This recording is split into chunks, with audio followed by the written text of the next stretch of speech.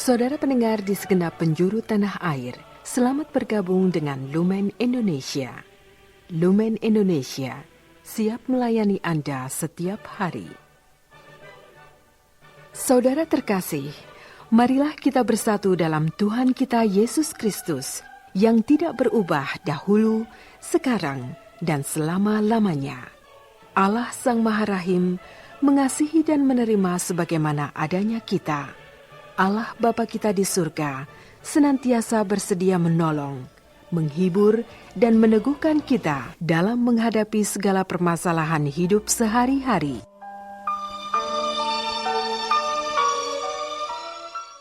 Saudara-saudari, marilah kita mendengarkan renungan dengan judul Berdoa dan Mengasihi Musuh.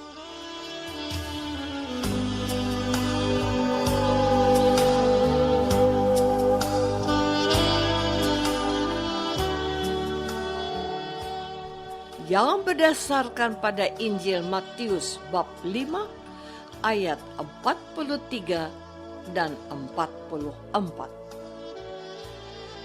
Kamu telah mendengar firman, kasihilah sesamamu manusia dan bencilah musuhmu. Tetapi aku berkata kepadamu, kasihilah musuhmu dan berdoalah bagi mereka yang menganiaya kamu.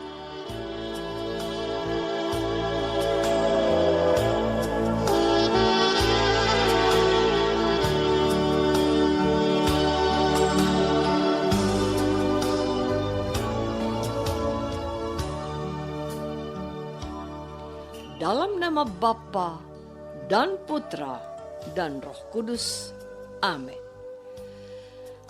Saudara-saudari terkasih dalam nama Tuhan Yesus Kristus, pada hari ini diwartakan kepada kita lagi bagian dari khotbah di bukit yang ditulis penginjil Matius.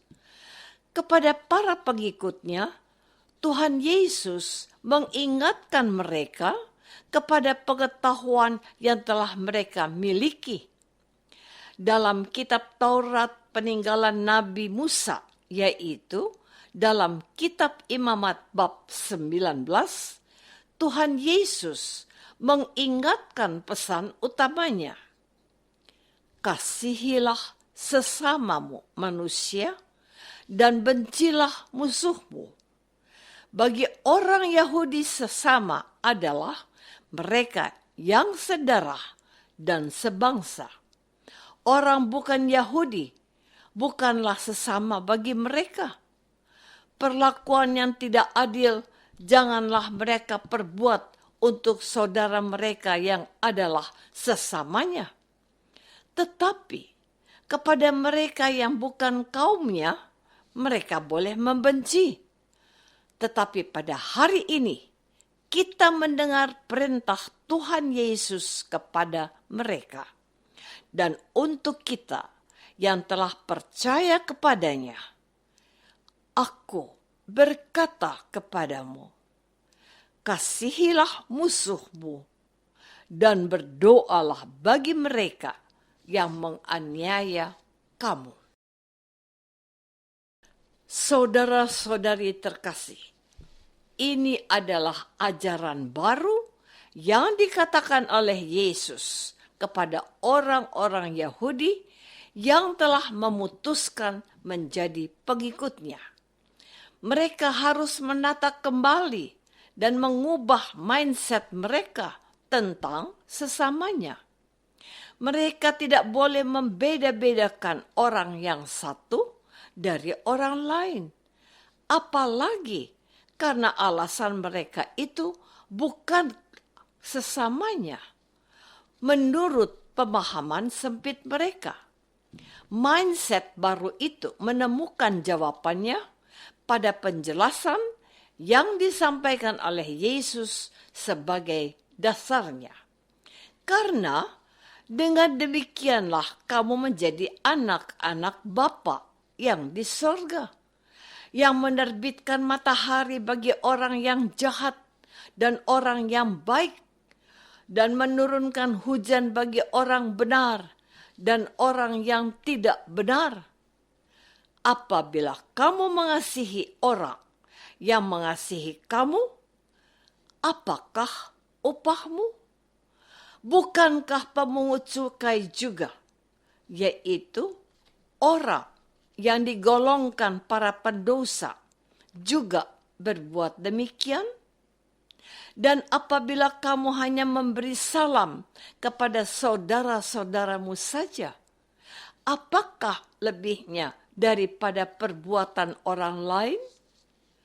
Bukankah orang yang tidak mengenal Allah, yaitu bangsa-bangsa bukan Yahudi pun berbuat demikian? Tuhan Yesus mencoba menyadarkan hal ini kepada mereka. Saudara-saudari terkasih, setelah menjelaskan mengapa para pendengarnya harus mengasihi musuh dan berdoa untuk mereka, Tuhan Yesus memberikan sesanti atau pedoman atau kompas yang harus mereka ikuti. Firman-Nya, karena itu haruslah kamu sempurna, sama seperti Bapamu yang ada di surga adalah sempurna. Mereka tidak cukup menjadi orang yang baik sebagaimana diajarkan oleh Musa, melainkan mereka harus menjadi orang sempurna dan kudus seperti Bapa yang ada di surga. Karena Bapa telah menjadikan mereka menurut gambar Allah dan memberkati mereka.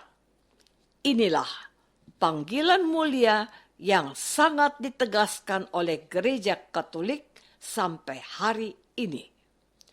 Dalam dokumen gereja Lumen Gentium ditegaskan bahwa orang beriman Kristiani dipanggil kepada kekudusan yang sempurna seperti Bapa yang ada di surga. Matius bab 5 ayat 48. Jadi, kalau ditanyakan kepada kita, apakah yang menjadi tugas utama seorang Kristen di dunia ini? Jawablah adalah supaya mereka mengusahakan dengan sungguh-sungguh menjadi orang yang kudus dan sempurna.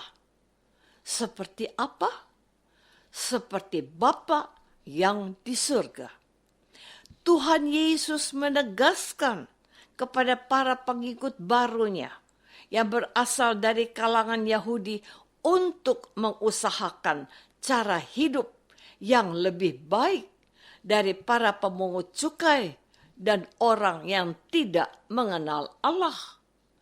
Kepada mereka diperkenalkan sosok Allah Bapa yang sempurna, yang mengasihi semua orang, tidak membeda-bedakan seorang dari seorang, apapun latar belakang mereka dan asal-usul mereka. Setiap orang adalah gambar Allah yang sempurna, dan mereka harus dikasihi dan dirangkul menjadi seorang sesama dan saudara. Saudara-saudari terkasih, setiap kali saya merenungkan perikop Injil ini, saya teringat pada sosok agung Santo Paus Yohanes Paulus II yang sangat menginspirasi. Beliau dengan sangat baik memberi contoh dan teladan kepada umat yang digembalakannya tentang mengasihi dan berdoa untuk musuhnya. Mungkin saja beliau terinspirasi pada sabda Yesus yang diucapkan dari atas salib. Bapa, Ampunilah mereka, sebab mereka tidak tahu apa yang dilakukannya padaku. Santo Yohanes Paulus II yang ditembak oleh Ali Akta Mehmet lolos dari kematian. Setelah beliau pulih dari kesehatannya, beliau mendatangi Ali dan mengunjungi dia di dalam penjara. Dalam pertemuan itu, Bapak Suci memeluk Ali dan berkata bahwa beliau telah mengasihi Ali, orang kudus abad ini, bagiku sungguh menjadi khotbah yang tidak pernah mengering dalam hati dan ingatanku. Kita sesungguhnya sedang diingatkan dan diundang untuk melakukan hal yang sama, menjadi pribadi yang maha rahim seperti Bapa di surga. Tindakan mengasihi musuh bukanlah sesuatu yang mudah, tetapi kita sudah punya contohnya, Bapa suci kita.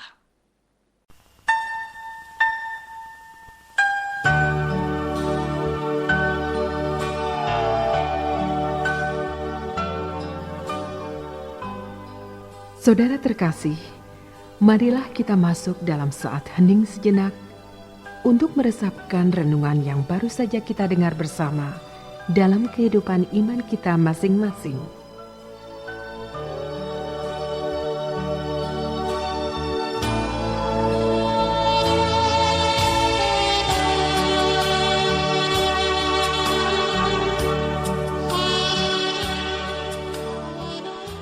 Apakah aku percaya pada rahmat Yesus bahwa aku bisa mengasihi para musuhku?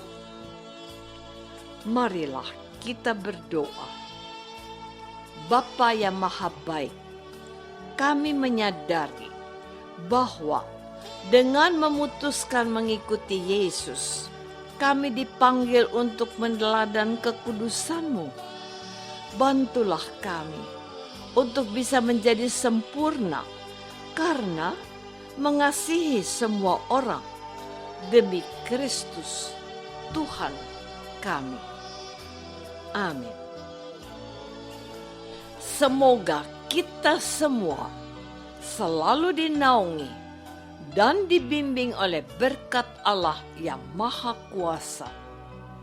Dalam nama Bapa dan Putra dan Roh Kudus. Amin.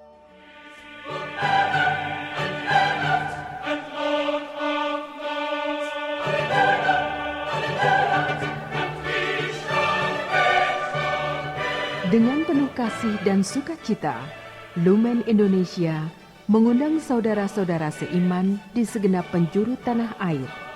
Sekiranya ada tanggapan ataupun saran, kirimkan surat Anda ke Lumen Indonesia. Terima kasih atas perhatian Anda. Sampai berjumpa lagi dengan Lumen Indonesia pada waktu dan gelombang yang sama esok hari.